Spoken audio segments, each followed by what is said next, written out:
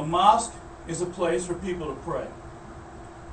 A Methodist church, a Baptist church, a Protestant church, a Christian church, a Catholic church is a place where human beings pray. Let the first one free of sin cast the stone. That's my take on this. And from here all the way to the White House, around the United States of America and abroad, if you remove the stone out your heart, then you'll be okay. But until you do that, how can you point the finger? Until you get your thing right. So, so much for that, right?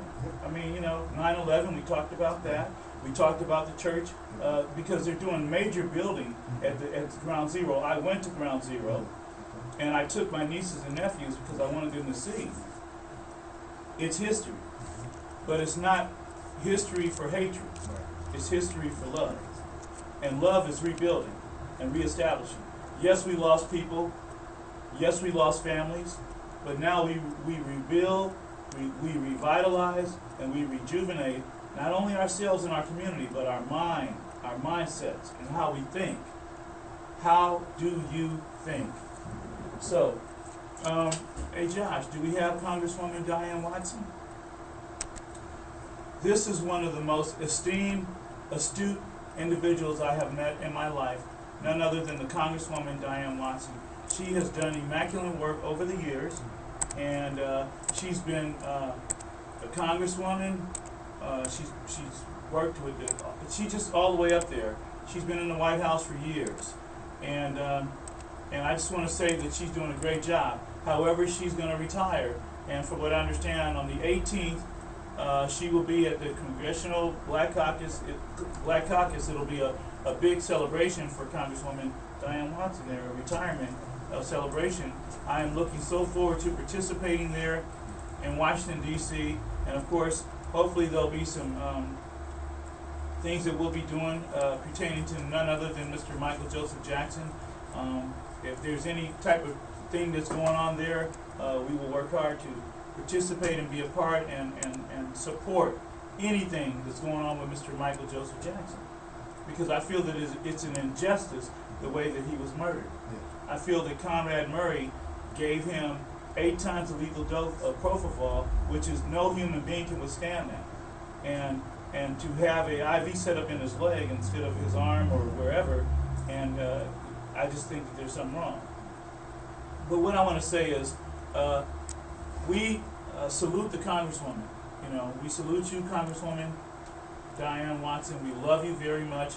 You have been and still are the greatest. She's also the ambassador over a part of Africa.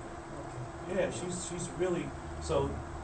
And she chose anybody to as her predecessor to. Well, yes. If I'm not mistaken, I went to a fundraiser for Miss Karen Bass, the first black woman to be the Speaker of the House. And she still is the Speaker of the House, but she will be eventually, if all the votes come in right, she'll be stepping into the Congresswoman position. And I'm really looking forward to her stepping into, well, those are some big shoes to fill. Exactly. But I look forward to that. Josh, there were some other, you know, the fire in San Bruno. Can we go to the picture of the fire in San Bruno? Are we there yet, Josh? Not yet. Okay, well, while Josh is finding the picture, first of all, hey, Josh, how you doing? Hey, everybody. All right. You know, do we have some people in the room there? Yeah. Okay, great. Wonderful. Look, the fire in San Bruno was unbelievable. It was unbelievable. And it was from a gas leak. You know, that's up there by San Francisco, San Jose, Berkeley, around in that area. As you looked at the news, and I'm sure you've all seen it by now, and if you haven't, go to YouTube, because it's on YouTube. Just put San Bruno, California, and put the fire, and you'll pull up the story and see it. The explosion has a big crater in the ground. They said it felt like a 1-point-something earthquake when the boom of it, like the sonic boom. And they said the heat was so intense, it melted cars, several cars. It also destroyed like 20 homes. It also killed several people. And some people are still in intensive care with severe burns. They said that when the fire truck drove up to the scene to start to help, the heat was so intense, it blew out the windows on the fire truck. Isn't that amazing? I don't think I could take that type of heat. Could you, Josh? I don't think so. That's what I call really hot. So we're praying for the families there in San Bruno, California. We're praying for the firemen who have to work that fire, and all the people that are now homeless and staying in the gym, wherever, you know, they're setting up the FEMA and stuff like that, whatever they're doing. Blessing to all the help and everything out there in San Bruno, California. Just the Los Angeles Civil Rights Association supports. But you know, that goes to tell us that we have to have an emergency plan. Yes, we do. And not only for earthquake, but for other things that might happen. Yes, we do. And we all think about the earthquakes out here, but we forget about the fire, we forget about the floods. Yes. You know, so these things can easily happen to all of us. Now, you know, here in Los Angeles, out in the valley, we have fires every That's year. right. I mean, That's I think we're on fire more than anybody. I don't know if is that hell and brimstone, but anyway, but we're always on fire in LA, aren't we? Right. That's so true. Unfortunately. Yeah, but on a serious note, God bless everyone in San Bruno, California, on a serious note. And that's it for that. What else? What other pictures do we have, Josh? Gotta look him up. Okay, can we pull up Councilman Herb Wesson? Okay. Okay. Do we have him yet? Okay, everybody, we want to give big ups to Councilman Herb Wesson of the 10th District here in Los Angeles. He's on the City Council. He has helped me on a lot of projects. I stood next to him on many press conferences, but one of my most memorable ones is that where I graduated from high school at Susan Miller Dorsey High. 9-year-old Damari Grant was hit and killed by a car. And the mother, I did a press conference, I set up one for her, and at the press conference she asked me, can you please put a street light here so nobody else will die crossing this street like her son did. It took a year, but with the help of Councilman Herb Wesson, the tennis club there, the students from Dorsey High School, and the principal, Mr. Bartleson, a year later we erected a street light there, state-of-the-art, $100,000 street light. I want to thank you, Mr. Councilman Herb Wesson, for what you're doing for Dorsey High School, for the entire community, for every project that you've opened up, for every hand that you touched. And you know, on Christmas, I was allowed to join Councilman Herb Wesson, and we took the mother that lost her son a whole Christmas dinner and everything that had to go with it.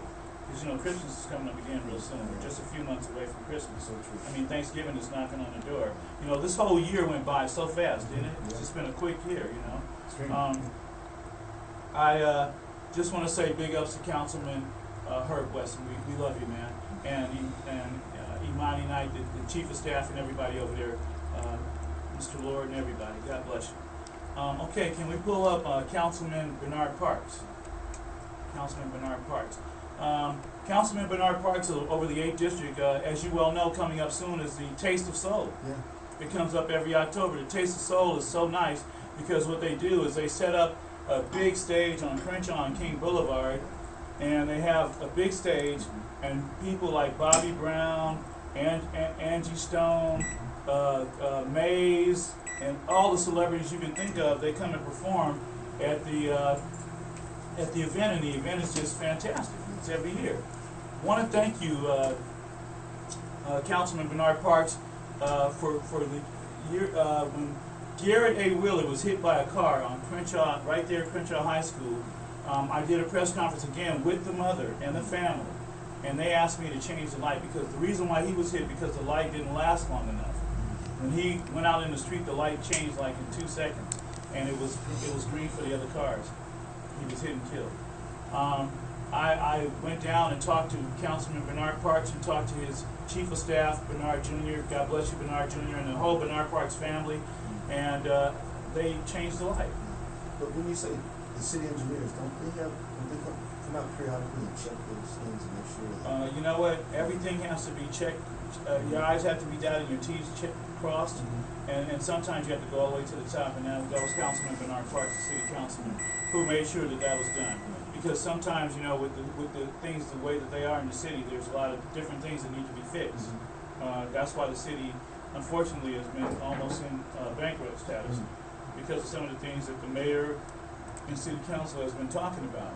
But right now, I want to give big ups to Councilman Bernard Parks for changing that light, for making the Department of Transportation change the light and make it a more a state-of-the-art light. It's now state-of-the-art.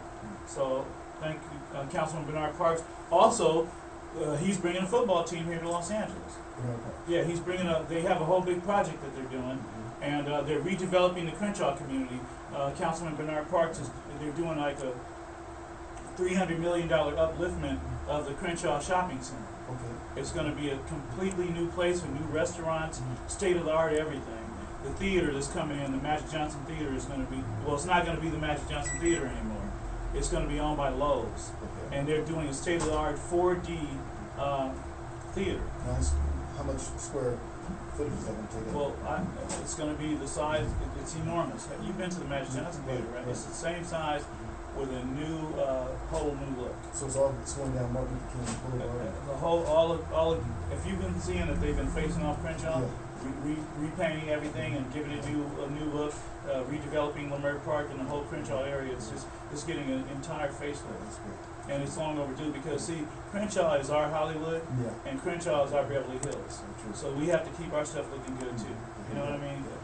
This is a good tourist spot too. You want to find out what's going on? It's all good in the hood, okay? It's not as bad as they say it is, okay? Oh. It's really good. That is good. You know, I see a lot of very productive people that live in the Bowling Hills area and the Crenshaw community. Very, very productive actors, doctors, lawyers, attorneys, everybody. Anyway, so much for that. Big ups to Bernard Parks. Keep up the great work.